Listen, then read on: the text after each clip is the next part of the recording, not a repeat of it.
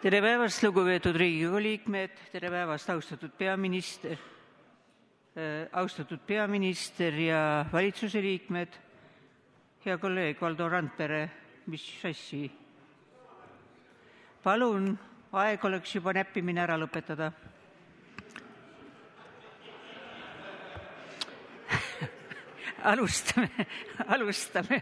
Alustame tänase infotunniga.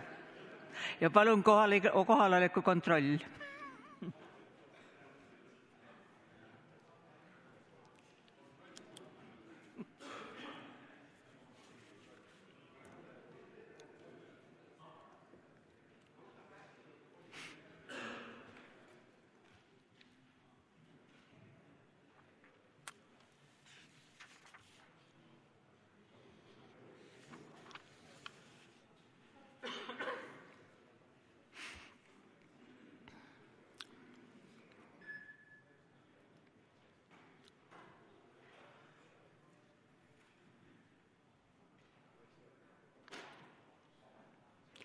Kohale registreerus 40 Riigikogu liiget, puudub 61. Tänases infotunnis osalevad järgmised valitsusliikmed: peaminister Andrus Ansip, regionaalminister Siim Valmar Kiisler, sotsiaalminister Taavi Rõivas.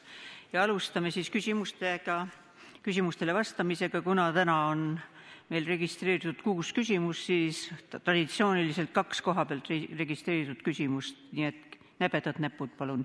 Ja palun nüüd kõigepealt kolleeg Priit Toobal, küsimus peaminister Andrus Ansipile.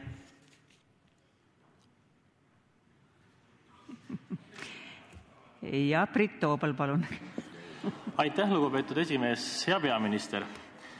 Tänaseks on selge, et avaliku konkursi korras Politsei- ja Piirivalveametile uut peadirektorit ei leitud. Peadirektorit otsinud komisjon leidis, et väärilist kandidaati 3 lõppvooru jõudnud inimese ehk siis Tarmo Miilitsa, Erki Koorti ja Tõnu Hundi seas polnud.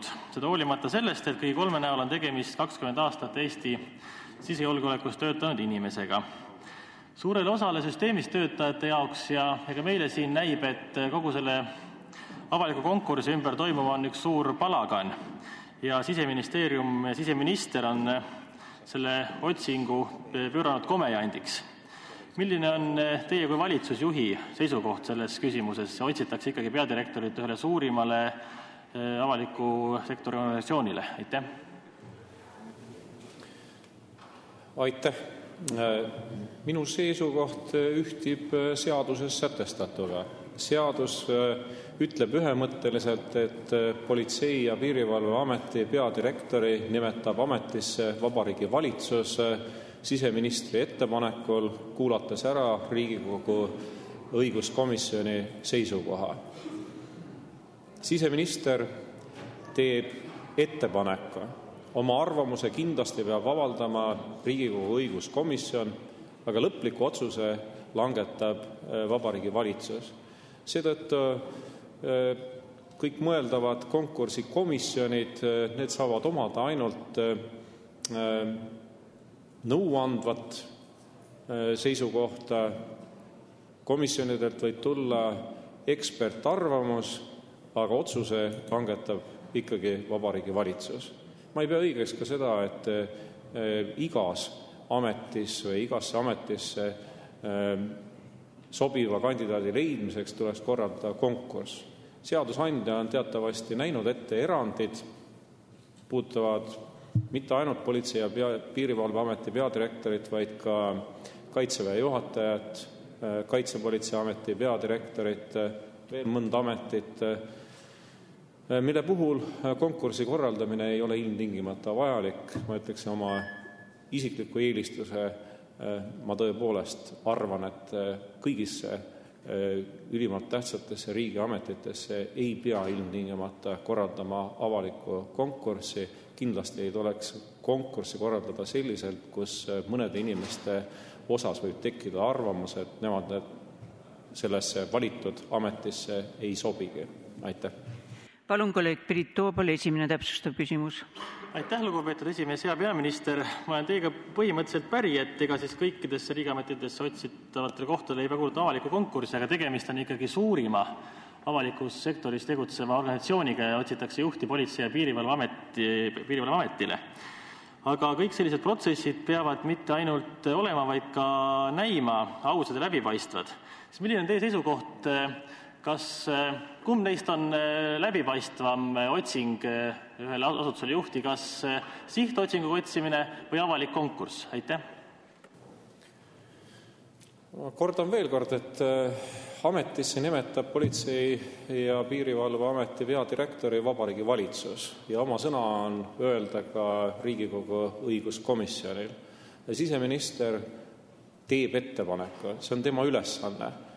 Kuidas tema oma ettepanekuni jõuab, see on juba siseministri otsustada, tema valida. Kas ta kasutab selleks ühtede, teiste või kolmandate ekspertide abi, see on puhtalt tema otsustada, kuid Riigikogu komisjon on see, kes peab kindlasti oma arvamuse ütlema ja Vabariigi Valitsus on see, kes langetab otsuse.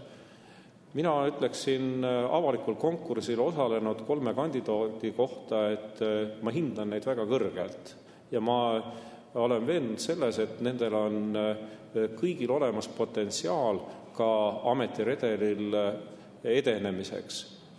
Nendest 3 ma oman väga selget eelistust, ma näen vähemalt ühes isikus väga suurt potentsiaali töötada ka Politsei- ja Piirivalveameti peadirektorina. Praegu ei selgitata ei sihtotsinguga ega avalikul konkursil peadirektorit, vaid otsitakse peadirektori kandidaati, kelle peab heaks kiitma Riigikogu õiguskomisjon ja kelle võib ametisse nimetada, aga võib ka ametisse nimetamata jätta Vabariigi Valitsus. Aitäh! Palun kolleeg Priit Toobal, teine täpsustav küsimus. Aitäh, lugupeetud esimees, hea peaminister. Ega ma ei vaidlustagi Vabariigi Valitsuse rolli ametisse nimetamisel, uue direktori ametisse nimetamisel, vaid ma räägin hetkel ikka kandidaadi otsingust või uue direktori otsingutest. Ja Siseministeerium on teada andnud, et hindamiskomisjon jätkab uue peadirektori leidmiseks sihtotsinguid.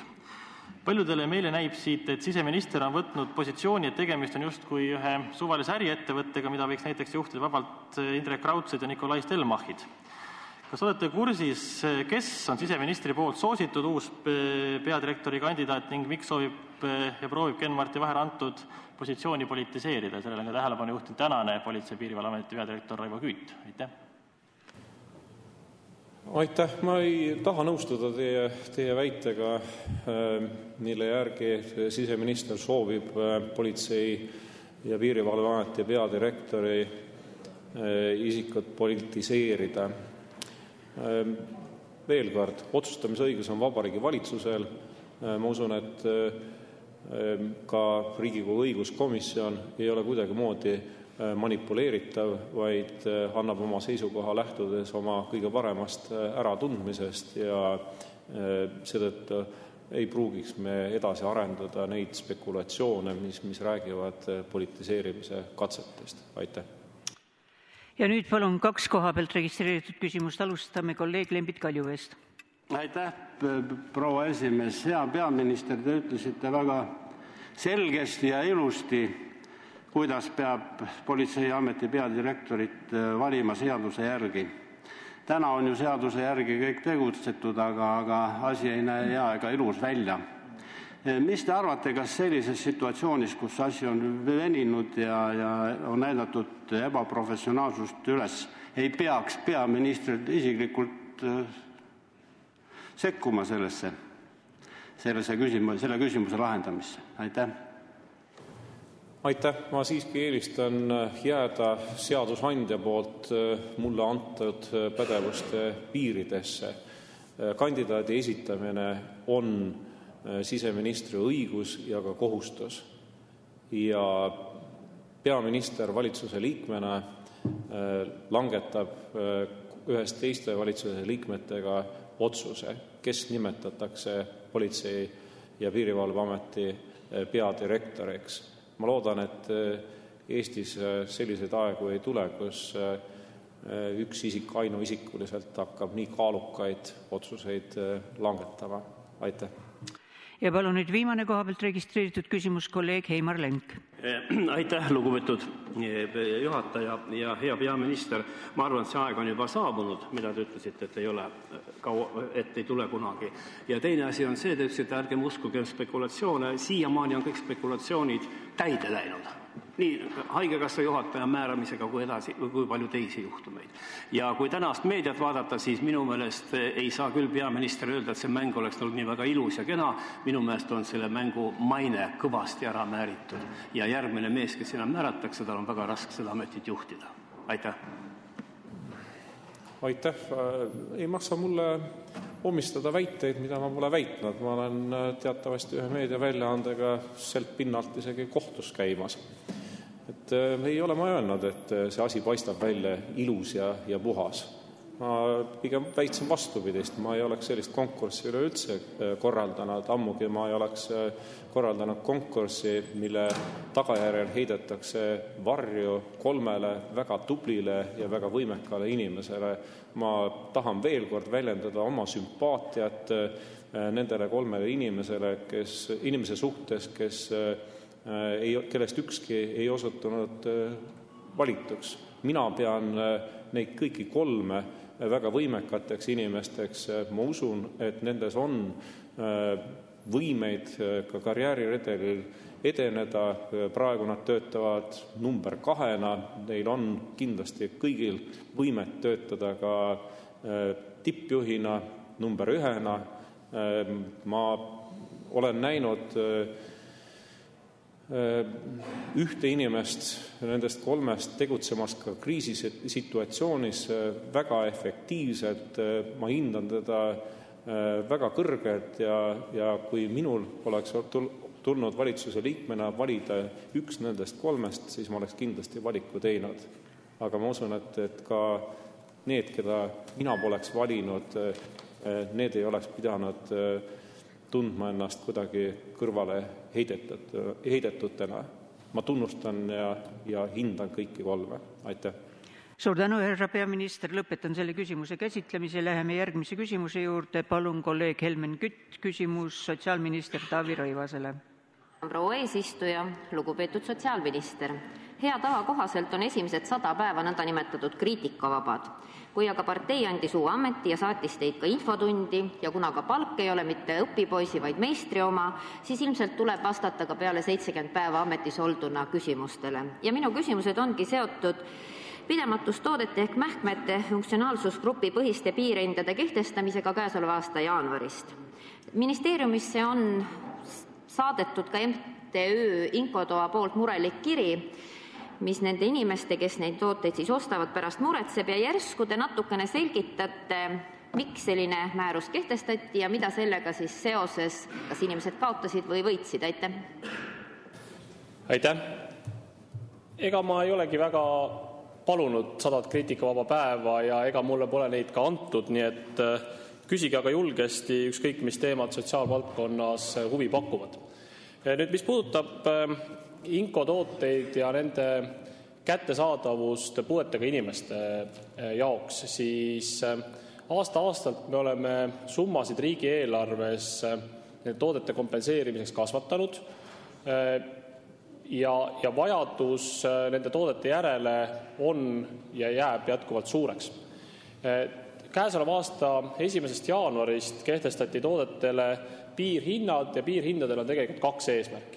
Ühelt poolt, et hoida nende toodete hinnatõus kontrolli all ja teiselt poolt see, et kättesaadavus nendele inimestele, kes neid vajavad, oleks tõepoolest tagatud. Ma olen kursis selle konkreetse pöördumisega, millele te viitasite. See pöördumine tuli ministeeriumisse, kui ma nüüd päevaga ei eksi, siis üleeile ja selle pöördumise konkreetsete detailidega me kindlasti kõigepealt analüüsime ja siis vaatame, kas see vajab juba kord teatud detailis täpsustust või mitte. Aga üldpõhimõte on see, et me soovime piirhinna kehtestamisel võtta aluseks mitte kõige odavama toote ega ka mitte nii nagu näiteks ravimite puhul, kus on odavuselt teine toode, vaid me võtame aluseks seni kõige levinuma toote ja selle põhjalt saame need piirhinnad kehtestada. Et selle, ma usun, süsteemi eeldus on see, et need tooted, mida inimesed ise kasutavad, saavad ka kõige paremini kompenseeritud. Aitäh! Palun, kolleeg Helmen Kütt, esimene täpsustav küsimus. Tänan. Ministeeriumi pressiteates 4. jaanuaril te ütlesite samuti, et see on hinnatõusu piiramiseks, samas uurides nende mõne päeva jooksul üle Eesti MTÜ Inkotoa hindasid 2011-2012. Need hinnad ei ole olnud ei tõusuteel, nad on olnud kogu aeg samad. Täna on tekkinud olukord, kus kõige suurema löögi alla on sattunud just kõige haavatavam sihtgrupp ehk puuetega lapsed. Muidugi on muutunud halvemaks ka teiste olukord. Aga puuetega laste vanemad on sellises olukorras, kus harjumuspärased mähkmed, mida nad on proovinud, kasutanud ja leidnud kõige sobima, nad on nüüd sunnitud kasutama sellist nõndanimetatud keskmist toodet. Need lasevad aga tihti uriini läbi, lekitavad voodid on märjad ja samas on ka see, et osade laste korral anatoomiliselt lihtsalt need keskmine toode ei sobi. Et kas te olete teadlik, et oma osalus on tõusnud 4 korda, seda nii odavamate kui kallimate toodete korral? Aitäh! Aitäh! Veel kord, selleks, et kommenteerida väga konkreetset näidet, peab avama pisut ka laiemat tausta. Laiem taust on see, et meil on olnud puuetega lastel aegade jooksul järjekorrad teenuse saamisel. Need järjekorrad eelmisel aastal said väga olulises osas lahenduse. Ja ka käesoleval aastal on meil võimalik tagada see, et kõik, kes teenust vajavad, eeskätt just lapsed, et nendel on see teenus reaalselt ka olemas. Nüüd, mis puudutab konkreetset toodet, mis on selles pöördumises toodud, siis ei ole tegemist nii-öelda, kuidas te ütlesite, keskmise tootega, vaid tegemist on kõige levinuma tootega ja me saame eeldada, kuigi me loomulikult analüüsime neid detaile, me saame eeldada, et kõige levinum toode on tegelikult see, mida inimesed ka seni on kõige meelsamini ise soetanud, ise kasutanud.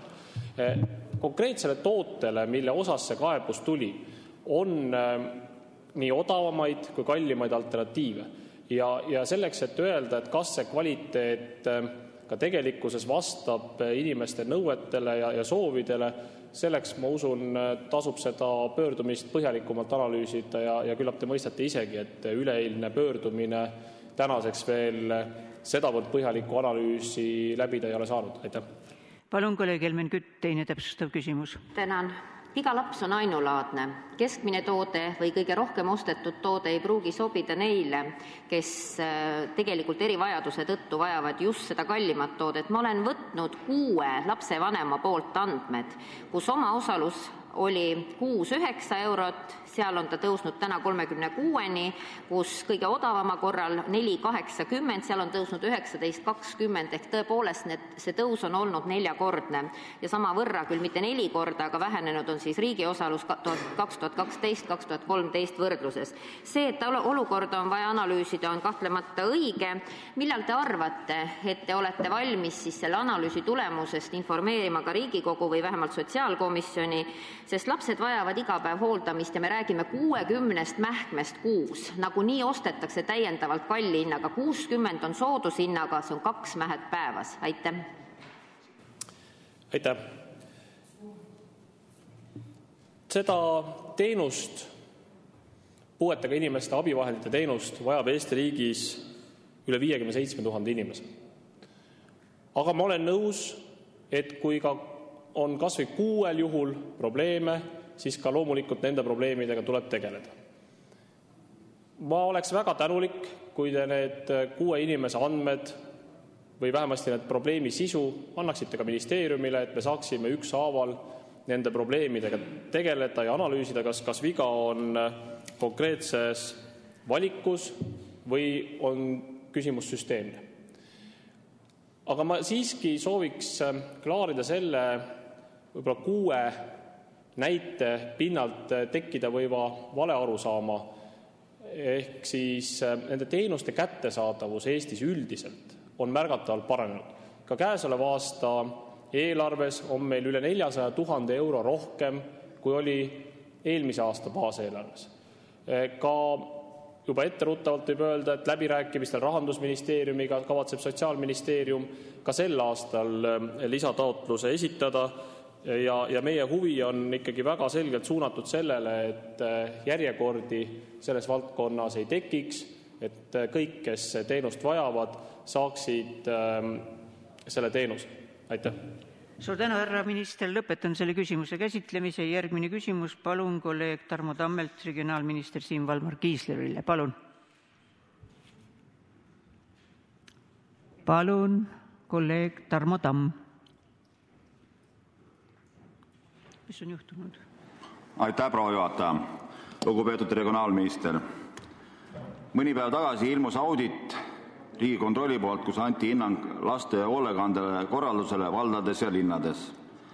Sellest auditis selgus väga palju ebameeldivat. Näiteks 15 maavalitsusest 6 ei ole lastekaitsespetsialisti tööl. Ma küsisin, et kuidas maavalitsused suudavad siis omavalitsuste üle kontrolli ja järelevalvet teostada, kui need ametikohad on täitmata ja miks need ametikohad tänaseks päevaks on täitmata? Aitäh!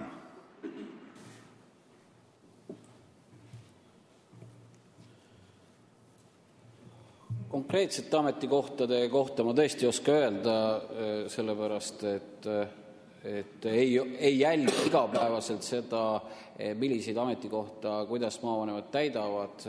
Meil on maavalitsustes kokku umbes 600 töötajat ja jooksvalt on kindlasti mõned kohad paremini komplekteeritud ja mõnedega on rohkem probleeme, et üldiselt enamus nendest kohtadest on siiski jooksvalt täidetud. Aitäh! Palun, kolleeg Tarmo Tamm, esimene täpsustav küsimus. Aitäh, proua juhataja, lugupeetud minister. Samal ajal on omavalitsust ainult täidetud 38% kõikidest omavalitsust lastekaitsespetsialisti kohta, et mis nagu lahti on, et miks omavalitsused neid kohti ei täida ja nii vajalik koht, mis peaks järelevalvet tegema siis laste üle, kes on probleemsetes perekondades ja nii edasi, et miks need tänasest päeval siis omavalitsused on seda täitmata? Kas siin ei ole tegemist kohaliku omavalitsuse alafinantseerimisega? Aitäh!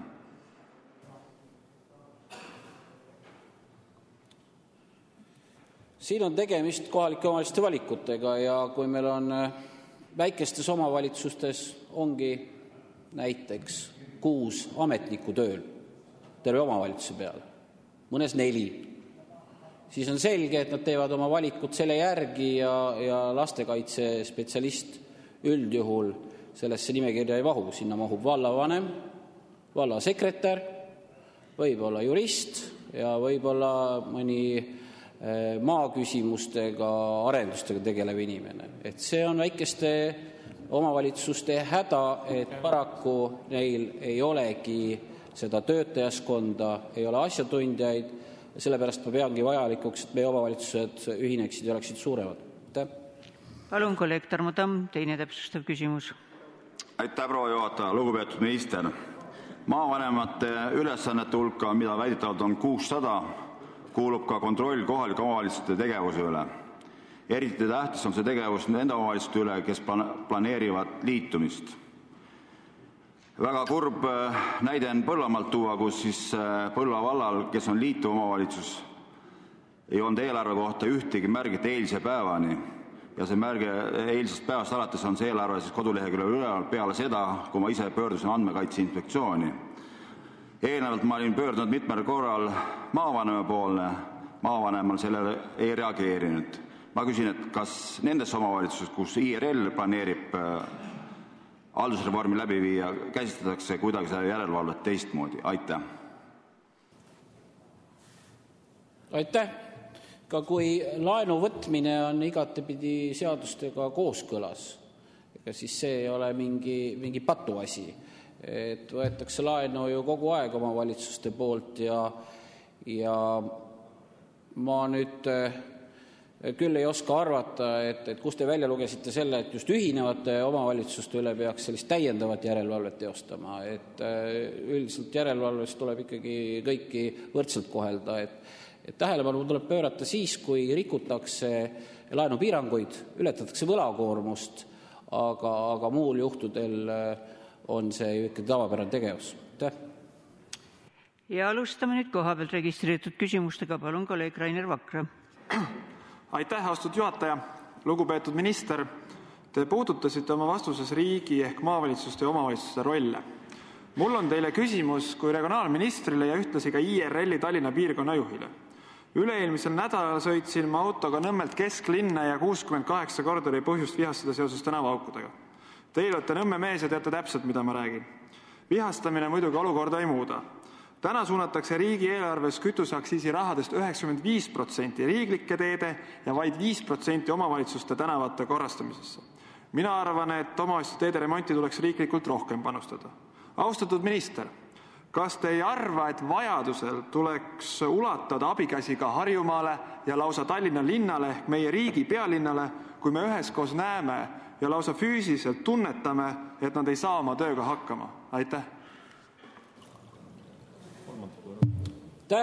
Kõigepealt, mis puudutab teie seisukorra korda näiteks Pärnu maanteel, millest te rääkisite siin, siis ja üldse ka teistes omavalitsuses, siis ma olen pöördunud Maanteeameti peadirektori poole, sest teeseaduse kohaselt teostab omavalitsuste üle järelevalvet teehoiu küsimustes Maanteeameti peadirektor.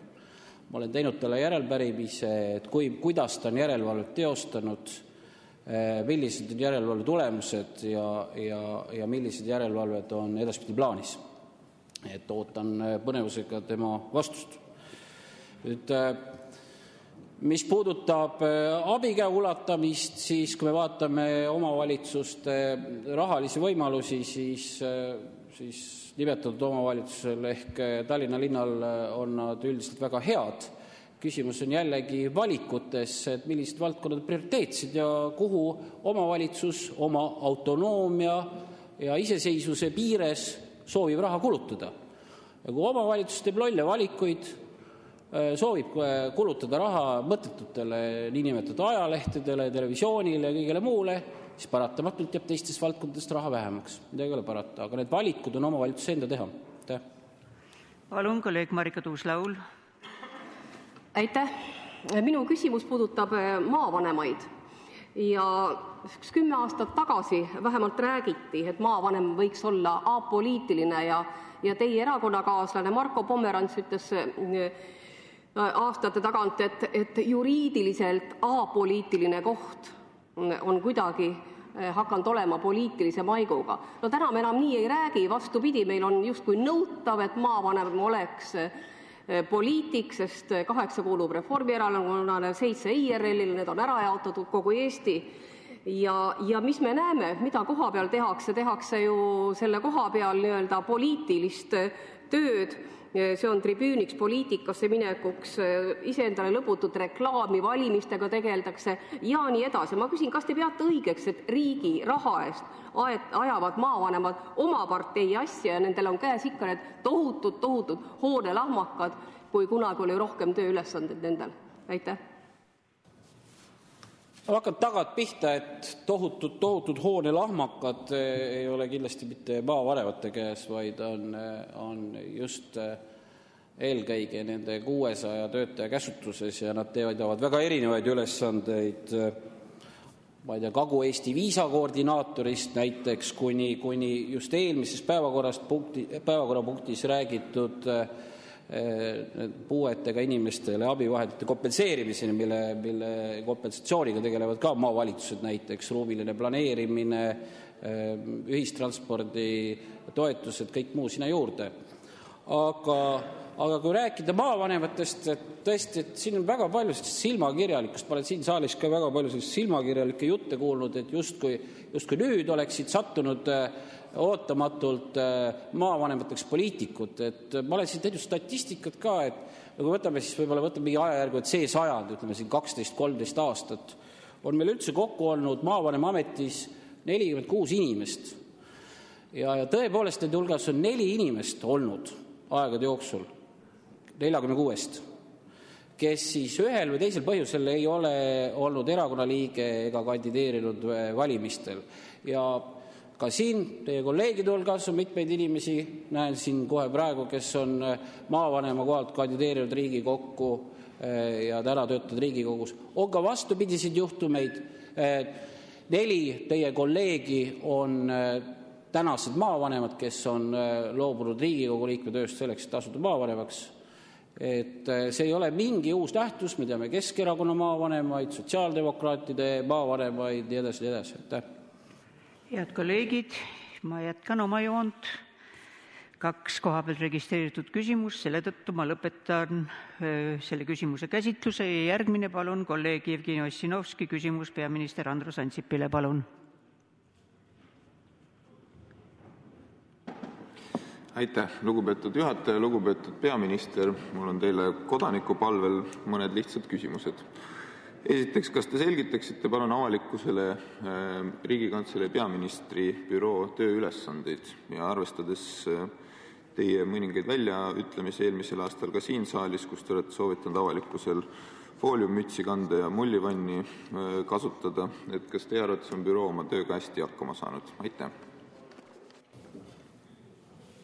Jah, peaministri büroo on oma tööga hästi hakkama saanud. Peaministri büroo põhiülesanne on osaleda erinevate valdkondade poliitikate kujundamises. Ja seda tööd on peaministri büroo teinud hästi. Aitäh. Palun, kolleeg Jevgeni Ossinovski, esimene täpsustav küsimus. Suur tänu. Teatavasti on peaministri büroo juht Kairi Uustulnud esinenud avalikkuses Reformierakonna uue liikmekampaania kõneisikuna, rääkides siis erinevatest viisidest, kuidas Reformierakonna maailmavaadet paremini tutvustada. Kas see kuulub peaministri büroo tööülesannete hulka ning kui nii, siis kas valitsusel on plaan muuta Riigikantselei põhimäärust, et selle tööülesannete hulka kuuluks Reformierakonna nõustamine ja toetamine? Aitäh! Aitäh! Ilmselt ei tule teile suure üllatusena, et ka peaminister on poliitiline isik, kuulub poliitilisse erakonda ja kui te olete maailma poliitikaga pisut kursis, siis te teate, et valdavas osas demokraatlikes riikides peaministrite büroosid juhivad poliitikud. Poliitikate kujundamiseks on peaministri maailmavaate jagamine ilmselt vajalik. Ma küll ei kujutaks ette näiteks oma rahandusnõunikuna hingelt sotsiaaldemokraatli, samal ajal kui peaminister on hingelt liberaal. Aga vastus teie konkreetsele küsimusele. Peaministri büroo juhataja on isiksus, välja kujunenud isiksus ja keegi ei saa võtta temalt ära tema vaateid, mida ta väljendas muuseas erakonna volikogul, mis toimus laupäevasel päeval. Ma arvan, et pretensioonid ministrite, poliitiliste nõunike osas, nende poliitilisuse osas on kummalised ja arusaamatud. Ministrite nõunikud, peaministri nõunikud ei ole klassikalised ametnikud ka seaduse järgi. Nemad lahkuvad ametist ühes ministriga või peaministriga. Aitäh. Palun, kolleeg Jevgeni Ossinovski, teine täpsustav küsimus. Suur tänu. Kairi Uustulnud viitab oma intervjuudes ka rahvakogu protsessile, rääkides inimeste soovist rohkem kaasa rääkida ka valimiste vahelisel ajal. Samas on rahvakogu üheks oluliseks teemaks riigiametite siis selline üldine depolitiseerimine ehk siis avalikkuse selge tahe on see, et riigi ja erakondlik amet oleksid selgelt lahus ning ametnikud täidaksid ülesandeid, mille eest neile ametniku palka makstakse.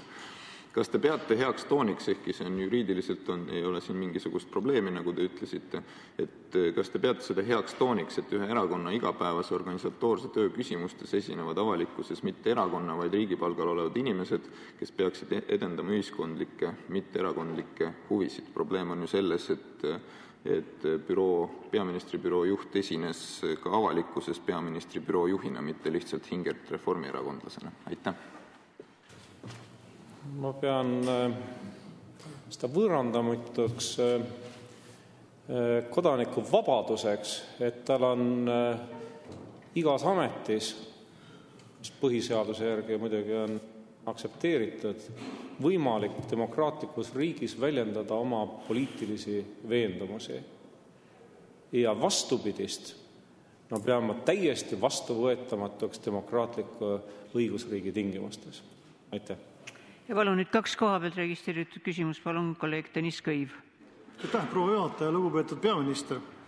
Teatavasti 10 päeva tagasi lõppes Euroopa Ülemkogu, kus siis lepiti kokku Euroopa Liidu eelarve 2014–2020 perioodiks ja seal laua taga istuvad valitsusjuhid ilma oma bürood ümbritsemata või ilma, et see büroo neid seal ümbritseks. Aga sellegipoolest on mul küsimus peaministri büroo tegutsemise kohta, et milline oli teie hinnangul peaministri büroo roll nendes läbirääkimistes, nendes kaasaaitamises edukatele läbirääkimistele ja kuidas te seda büroo tööd selles valguses hindaksite? Aitäh! Ma hindan kõrgelt mitte ainult peaministri büroo töötajate panust nendesse läbirääkimistesse, vaid ma hindan väga kõrgelt kümnete ja sadade Eesti riigile lojaalsete, kompetentsete ametnike panust nendesse läbirääkimistesse, mis andsid hea tulemuse nii Euroopa Liidu kui ka Eesti jaoks. Aitäh! Ja palun viimane koha pealt registreeritud küsimus kolleeg Priit Toobal. Aitäh, lugupeetud esimees, lugupeetud peaminister. Ma jätkan sealt, kus kolleeg Ossinovski lõpetas. Mina ei ole päris kindel, et ka see juriidiliselt korrektne on, kui riigi raha ja riigi ressurssi kasutatakse ühe erakonna igapäevatöö tegemisel. Varem on see olnud, siiani on see olnud peamiselt Isamaa Res Publica Liidu tegevusstiil, kus ka lausa parlamendi spiikri büroosse on võetud tööle erakonna büroo seni palgal olnud inimesi, et ärge minge sama libedale teele, kus teie koalitsioonipartner on olnud. Aga küsimus hoopis on see, et teie peaministri büroo juhataja on öelnud, et plaanis on koguda umbes 40 000 vaba liiget järgmises parlamendivalimisteks, et kui teie büroo juhataja selle eesmärgi täidab, kas teil on ka plaanis tulemuspalka talle maksta? Aitäh!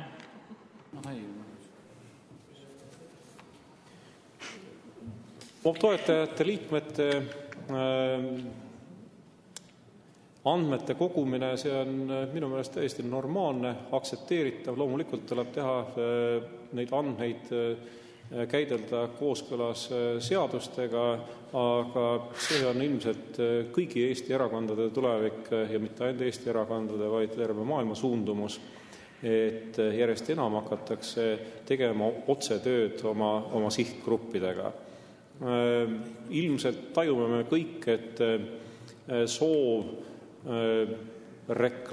valimisreklaami kulutusi piirata on ühiskonnas küllalt suur ja seda saab asendada seda reklaami ainult otsekontaktide loomine oma valijatega.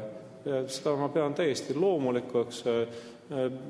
Põhja-Ameerikas, Lääne-Euroopas ukselt uksele käimine,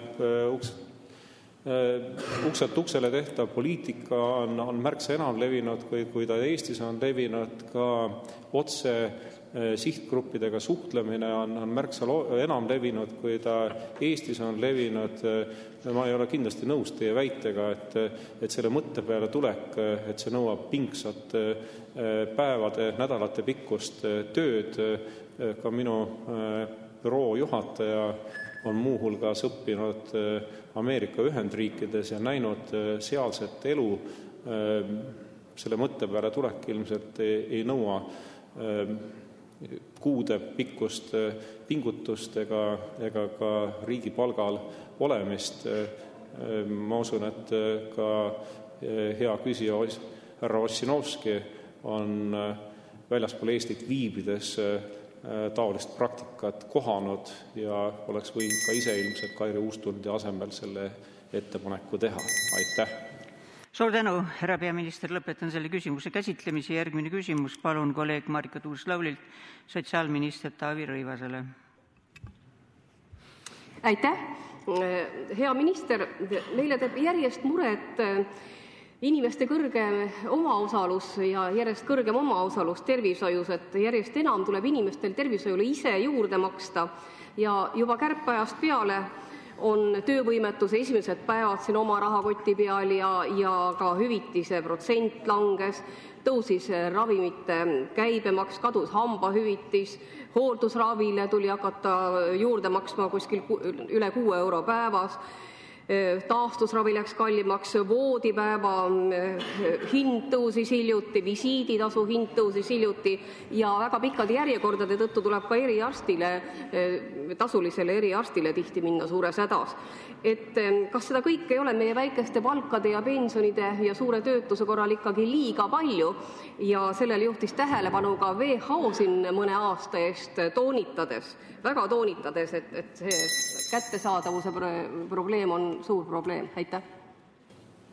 Aitäh, lugupeetud küsija.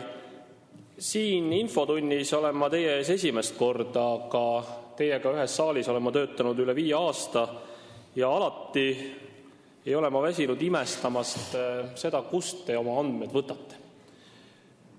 Ja need väited, mida te siis tõepähe siin saalis esitate. Olgu öeldud, et te kunagi varem ei ole olnud oma osalus sedavõrd väike Eesti tervishoius, kui ta on praegu. Oma osalus Eesti tervishoius on alla 20% ja ta on aasta-aastalt langenud. Vaatame, millest oma osalus koosneb. Kõige suurem ja olulisem osa on ravimid ja üsna lähedal teisel kohal hambaravi. Ravimite puhul on 2009. aastast alates ühe retsepti kohta ravimi hind langenud 9% ja inimese jaoks tervelt 22%. Kuidas nii, võib küsida? See on valdavalt seotud sellega, et senisest rohkem kirjutatakse toimeainepõhiseid retsepte ja inimesed on julgenud ka senisest rohkem apteekri käest küsida oma tavapärasele rohule alternatiive. See kõik toob ühe retsepti kohta või on juba toonud ravimite hinnad 8 eurolt või rohkem kui 8 eurolt 2009. aastal 6,5 euroni 2012. aastal. Ma näen veel lisaks praegusele ravimite hindade odavnemisele veel võimalusi ravimite hindade odavnemiseks ja ma usun, et ühe retsepti kohta võiks ta langeda praeguselt 6,5 eurolt umbes 5 euroni. Aitäh. Palun, kolleeg Marika Tuus-Lauli, esimene täpsustav küsimus. Aitäh, küsisite, et kus ma oma andmed võtan, et toon teile kohe ette Tervise Arengu Instituudi andmed ja eelmise aasta detsembris on need välja toodud, kus öeldakse, et inimeste omaosalus on võrreldes 2010. aastaga tõusnud 5% võrra, need on ametlikud andmed. Ja tuuakse välja, et lisaks see, mis me rääkisime siin hambaravist ja rohtudest, on see omaosalus tõusnud just seoses taastusraviga ja eriarstiabiga. Siis ka Riigikontroll samuti eelmise aasta lõpus on välja toonud auditi käigus, et Eestis on patsiendi omaosalus ravimitele üks Euroopa kõige kõrgemaid ja me teame ka seda, et ongi ainult Taanis ju see kõrgem. Nii et ka see Riigikontrolli aruanne on siin minu käes ja võin teile öelda, et omaosaluse sisse ametlikult ei arvestata haiguspäevade eest inimeste oma maksmist, aga põhimõtteliselt läheb see tema tasku pealt. Küsimus, palun. Ja küsingi, et kust teie need andmed võtate, kui ametlikud uuringud näitavad seda? Aitäh. Aitäh. Teie oskus ka korrektsete faktidega selliselt manipuleerida, et nad annavad totaalselt tõele vastupidise pildi, on loomulikult imetlusväärne, aga ma ei ole kindel, kas seda parlamendisaalis teha on päris korrektne. Muuseas, täna tutvustasime Sotsiaalministeeriumi ja Haigekassa poolt avalikkusele väga põhjaliku 1500 inimese valimiga uuringut, kus on inimeste hinnangud tervishoiule, nii selle kvaliteedile kui kättesaadavusele. Mul on väga hea meel öelda, et inimeste valdava enamuse arvamus ja teie arvamus nendes küsimustes ei lange sugugi mitte kokku. Inimeste rahulolu Eesti tervishoiuga on oluliselt kasvanud, inimeste rahulolu on 5 aasta kõrgeim ja tõsi, kättesaadavuse osas on rahulolu näitajad mõnevõrra madalamad kui kvaliteedi osas ja selle kvaliteedi eest loomulikult tuleb öelda suur aitäh Eesti arstidele, õdedele ja hooldustöötajatele, sest eeskätt on see nende teene. Kättesaadavuse osas on numbrid mõnevõrra madalamad, aga siiski on nad ajas pigem kasvanud kui langenud. Nii et kui me räägime statistikast, räägime faktidest, püüame olla korrektsed. Aitäh! Ja palun, kolleeg Marika Tuus-Laul, teine täpsustav küsimus. Aitäh! No rahulolu me saame alati täpselt selliseks, nagu me tahame seda tulemust, sest et tuleb küsida vastavalt ja siis patsient ongi rahul. Aga inimeste omalus tervishoiukulutustele, ma pean silmas, on Praxis ju välja toonud. Te teate väga hästi, et sinna sisse ei arvestata rahva tervisele minevad kulud ja see on meil väga kõrge, mis inimesel läheb taskust. Nii et mul on väga täpsed andmed siin siiski. Kuid ma küsin praegu järjekordade kohta. Ka siin Praxis on välja toonud ülipikad ootajad inimestele. Ja küsimus on selles, et meil on ametlikud ootajad, aga need tegelikus ületab ju neid mitmeid kordi ja inimene ei saagi ennast järjekorda taha panna. Talle öeldakse, et praegu see ei ole võimalik, helistage tagasi mõne kuu pärast peale suvepuhkust ja siis nii-öelda meil tekitatakse topeltjärjekorrad, ka järjekorda panemisi järjekorrad. Et mida on võetud järjekordade kaotamise suhtes ette? Need on tõesti ülipikad. Aitäh! Aitäh! Sellel küsimusel on täiesti oma koht siin saalis olemas ja see on tõesti oluline teema. Te ei täpsustanud, kas te räägite perearsti järjekordadest või eriarsti järjekordadest, aga tegelikult mõlemad on need, millega riik peab tegelema ja kahtlemata ka tegelema. Perearstide puhul 80% Eesti elanikest on rahul selle ajaga, millal nad perearsti visiidile saavad, aga sellegipoolest ma arvan, et on meil ruumi ka selles osas parandamiseks. Käesoleva aasta alguses otsustas Haigekassa nõukogu ja seda otsuse kinnitas ka Vabariigi Valitsus, et me rahastame riigi poolt teist pereõde perearsti juures, mis oluliselt parandab perearsti võimekust ja võimalusi oma nimistu teenindamisel. See peaks väga selgelt andma ka konkreetse edasimineku perearsti teenuse kiiremal kättesaadavusel. Mis puudutab eriarsti järjekordi, siis meil on olemas lisaks juba viidatud vägagi väärika valimiga küsitluse andmetele ka Haigekassa andmed, mis põhinevad tegelikult kogumil.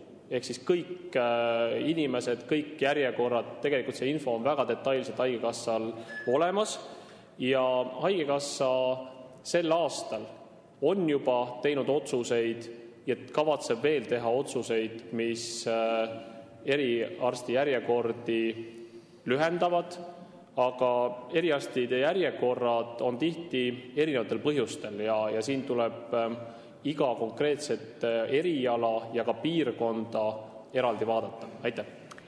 Ja palun nüüd 2 koha pealt registreeritud küsimus. Palun, kolleeg Tõnis Kõiv. Aitäh, proua juhataja, lugupeetud minister.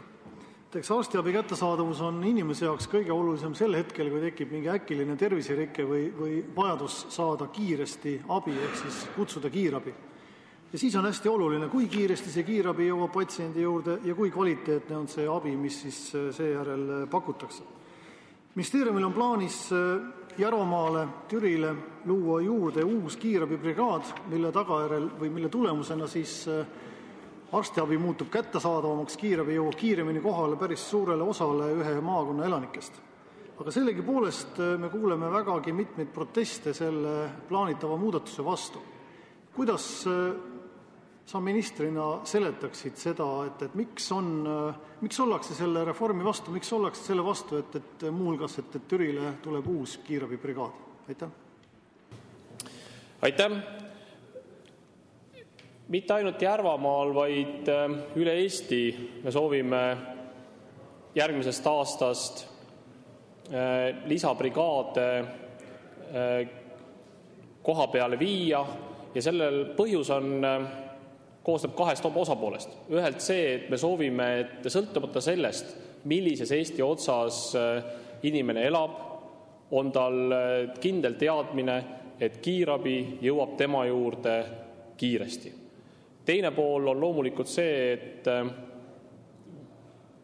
viimase kiirabi või viimati nüüd praegusele eelnenud kiirabi konkurss, mis viidi läbi 2007. aastal, selle järgselt on väga palju elanike paiknemises muutunud, on vahepeal ka näiteks Tallinna lähedal uus elamujoone ja ka sinna on vaja kiirabi koha peale tagada. Mis puudutab Järvamaad, siis tõesti, täna on Järvamaal 2 brigaadi, mis asuvad mõlemad Paide kesklinnas Järvamaa haigla külje all. Terviseameti ettepanek, mis on konkursi tingimustes, on lisaks nendele 2 brigaadile, mis jätkuvalt peaksid jääma Paidesse. Lisaks nendele rahastada riigi poolt ka veel 1 brigaadi Türil, mis ei ole ainult Türi valla küsimus, millest on ju saanud Järvamaa vähemalt elanike arvult suurim omavalitsus, vaid see on tegelikult kogu Lõuna-Järvamaa küsimus. Ma olen näinud neid pöördumisi, millele Järvamaal allkirju kogutakse. Ja seal kogutakse allkirju selle poolt, et kiirabi jääks Järvamaale alles. No selle poolt võiks igaüks meist allkirja anda. Aga ma ei tea küll kedagi, kellel oleks olnud plaan Järvamaalt kiirabi ära viia. Vastupidi, enamgi veel me anname 1 brigaadi riigi poolt rahastatuna Järvamaale juurde, mistõttu kiirabi kättesaadavus kindlasti seal paraneb. Aitäh.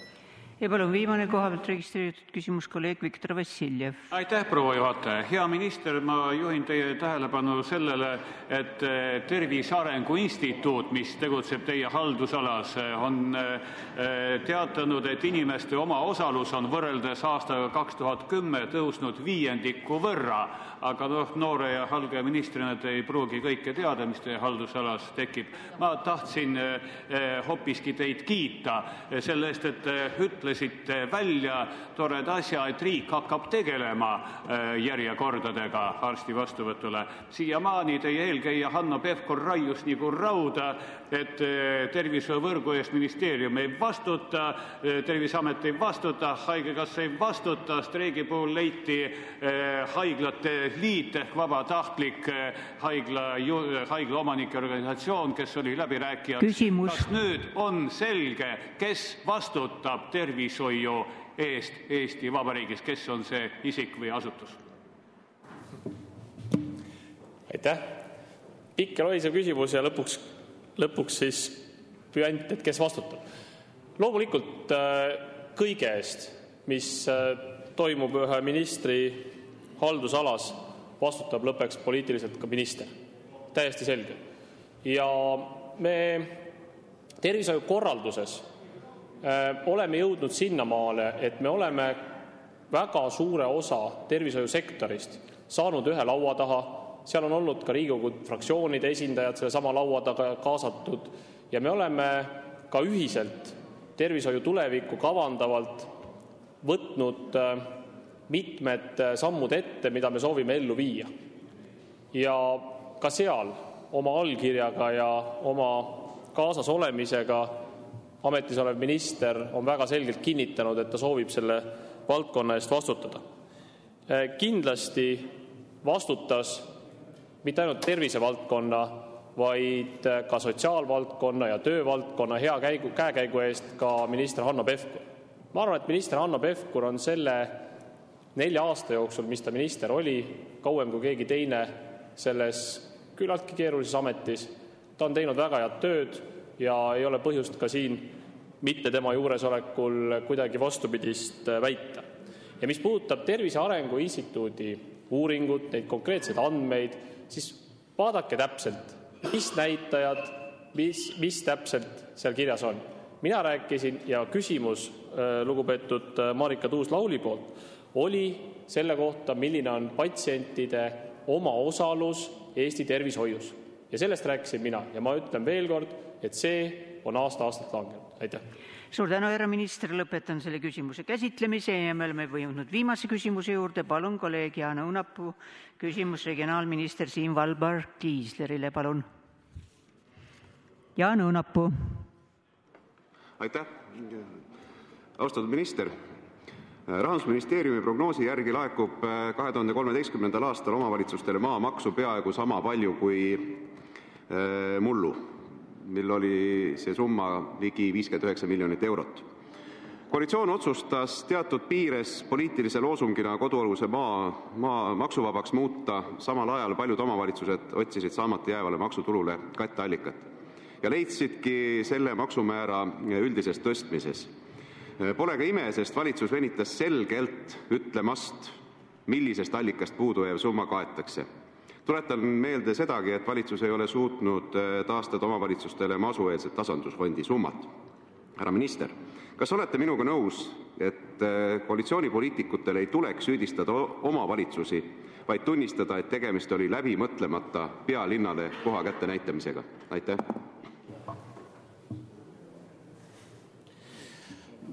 Aitäh! Ma ei tea, kas süüdistamine on õige sõna, aga selles mõttes ma ei ole nõus küll, et mitmed omavalitsused on siin ikkagi rehepappi teinud.